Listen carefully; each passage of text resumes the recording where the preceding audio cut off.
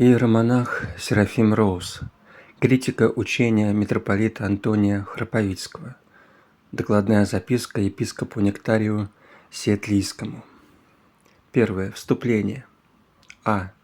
Митрополит Антоний, безусловно, великая церковная личность, но должен быть понят прежде всего как пастырь.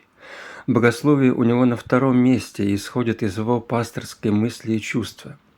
Он стремился догматику оживить, сделать ее неотвлеченной, говорил о приложении догматов в термины нравственного гуманизма, что иногда ему удавалось, а иногда и нет. У него было великое сострадательное сердце, но когда он стремился перенести эти чувства в богословие, то ему не всегда удавалось, что иногда вызывало ожесточенные возражения. Его толкование догмата искупления является причиной серьезного разногласия. С другими его мыслями, если и не соглашались, то не называли ересью. Б. Догмат искупления в переложении владыки митрополита Антония критиковался, но большое смущение поднялось с 1925 года, когда митрополит Евлогий предложил и получил одобрение Святейшего Синода заменить в школах катехизис митрополита Филарета катехизисом митрополита Антония, содержащим новое учение об искуплении. Это вызвало негодование, которое исходило от самой выдающейся и святоотечески мыслящей иерархии за границей, в частности, ведущего члена Синода, иногда возглавлявшего его, а также известного своей подвижнической жизнью архиепископа Феофана Полтавского. Из-за его возражения сам митрополит Антоний потребовал не делать его катехизис официальным, и догмат искупления остался до сих пор частным мнением митрополита Антония, а не официальным учением зарубежной церкви. Пока что. На тему этого «догмата» в кавычках существует огромная литература, большей частью не в пользу учения митрополита Антония. Выдающиеся иерархии богословы отзывались резко против учения митрополита Антония, оставаясь самыми преданными и горячо любящими самого митрополита Антония, как, например, митрополит Анастасий, враждебно относящийся как к ереси, архиепископы Феофан Полтавский, Серафим Богучарский, Соболев, русский в Болгарии, архиепископ Виталий Максименко, Джорданвильский, умер в 1960 году, открыто называвший учение митрополита Антония ересью, архиепископы Тихон Сан-Франциский, Асаф Канадский, Феодосий Бразильский, Афанасий Аргентинский, Сава Австралийский и Андрей Ракланский, отец Адриан Ромаренко в миру. Архиепископ Леонтий Чилийский, тоже называвший ересью еще по России, где в Киеве в храмах происходили сцены протеста против этого лжеучения. Епископы Сава Эдмонтонский, Канадский и Нектарий Сиэтлийский, протопресвитер Михаил Помазанский, профессор Андреев, профессор Концевич, афонский великий старец, академик Феодосий Карульский, написавший самому митрополиту Антонию целое сочинение, сгоревшее на Каруле на Афоне. В печатных изданиях протоиерей Василий Бощановский, критика катехизиса митрополита Антония, архиепископ Иоанн Максимович, о чем молился Христос в Гефсиманском саду, хотя там нет упоминания митрополита Антония, но по сути является исправлением ошибок его любимого Аввы, митрополита Антония, уже после смерти его. Послание протеста афонских монахов по поводу брошюры митрополита Антония «Догмат искупления», 1931 год. Архимандрит Константин, блаженнейший митрополит Антоний. Протоиерей Георгий Флоровский, пути русского богословия.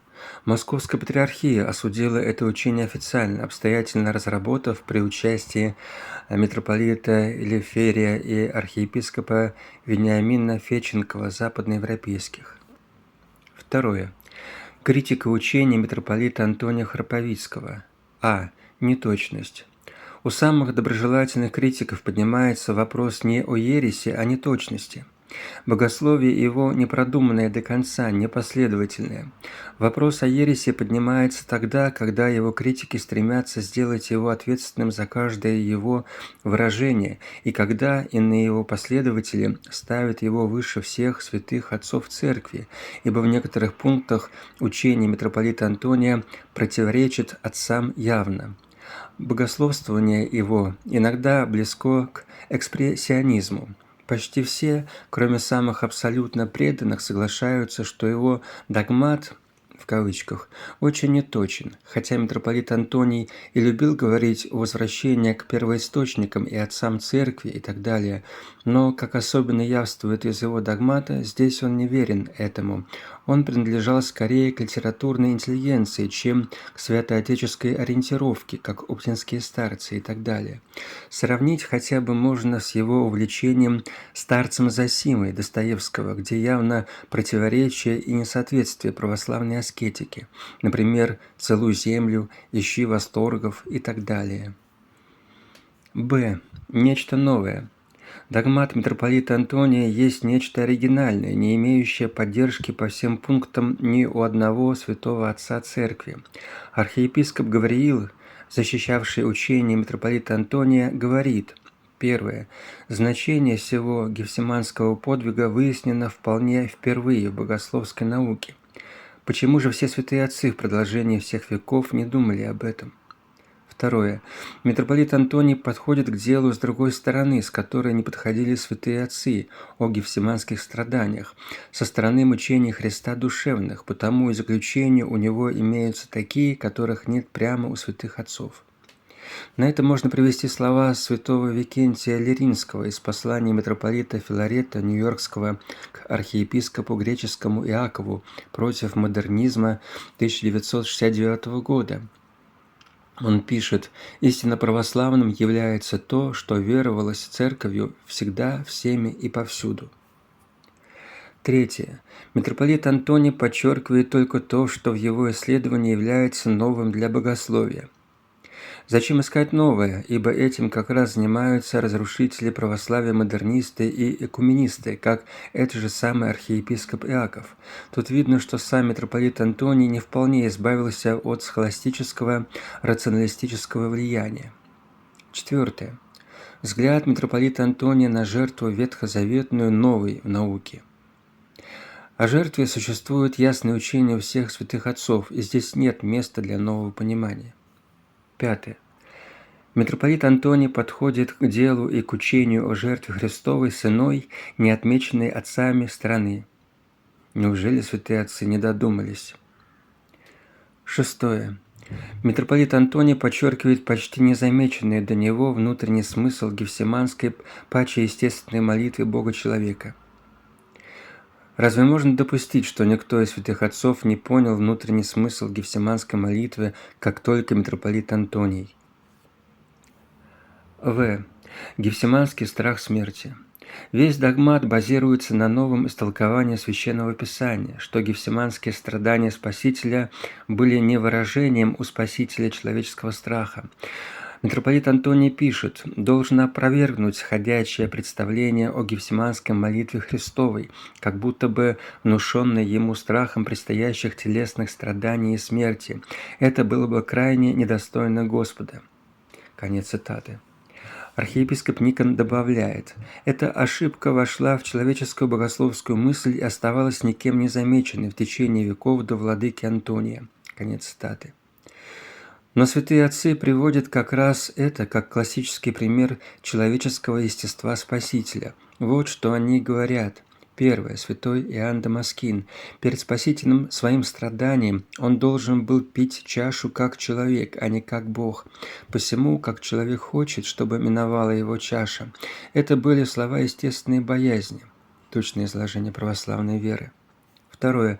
Святитель Афанасий Великий. Человеческое по немощи плоти стремится отклонить страдания. Уявление во плоти Бога Слова. Третье. Святой Иоанн Златоуст. Он произносит слова немощи, чтобы показать, что он облечен таким естеством, которое боится смерти. Творение, том 6. Четвертое. Преподобный Ефрем Сирин. Сказал это по причине немощи, смущение пред предстоящей смертью напало на него для того, чтобы явно сделалась его природа. Толкование на 4 Евангелия. Пятое. Также писали святые Григорий Низкий, Амвросий Медиаланский, Лев, Папа Римский, Симеон, Новый Богослов, Слово 39 и так далее. Г. Сострадательная любовь. Первое. Центр тяжести или момент искупления переносится с Голгофы в Гефсиманию. А. Дело искупления – подвиг сострадательной любви, так выражено у владыки митрополита Антония в его догмате искупления. Отец Михаил Помазанский пишет: первая неточность – сострадать, естественно, по отношению к кающемуся грешнику. А той части человечества, которая живет преступно и отрицает покаяние, как можно сострадать? Можно о ней страдать за нее, за ее слепоту и преступность, а не с нею, когда сама она и не думает страдать. Б. Но вот пришла ночь искупления. Вот перенос с Голгофы в Гефсиманию, что чуждо церкви. Если святые отцы говорят о моменте, то это Голгофа на кресте и днем, так что тогда напрасно солнце лучи своя потаило, кондак 9 часа, и богослужебные тексты теряют свою силу и значение, ибо противоречит.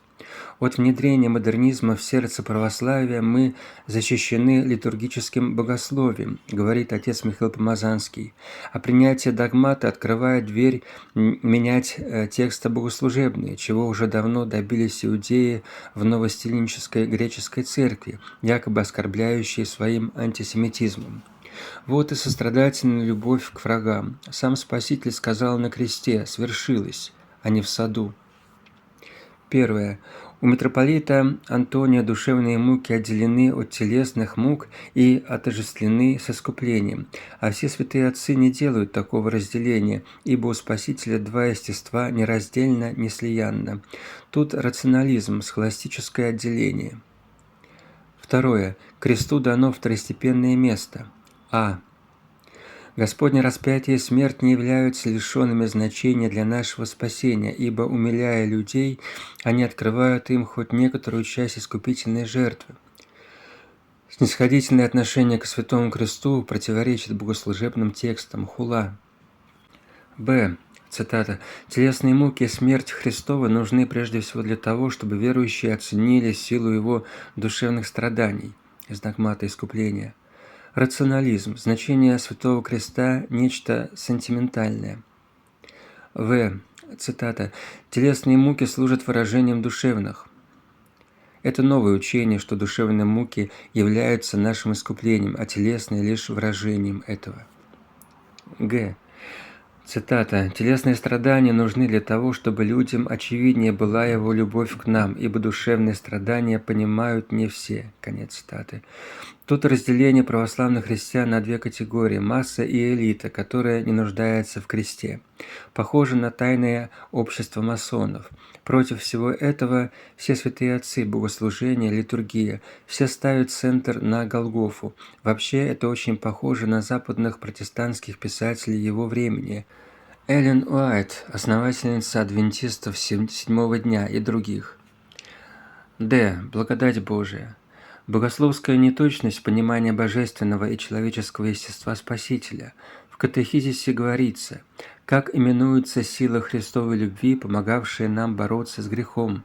Ответ: благодатью Божию. Но так как эта Христова любовь по учению митрополита Антония более всего выражается в Гефсимании, пот, страдания, агония, горькие муки, и это страдание даже является нашим искуплением, то благодать исходит из человеческого естества Христова, и это ересь, ибо все святые отцы учат, что божественное естество не страдает. Святой Иоанн Дамаскин пишет: «Божество же, будучи бесстрастным, не страдало вместе с телом». Точное изложение православной веры. Единственный выход, чтобы не называть митрополита Антония еретиком, следует сказать, что он не точен в богословии и не распространять его лжеучения. Защищать этот «догмат» в кавычках значит идти против святых отцов церкви.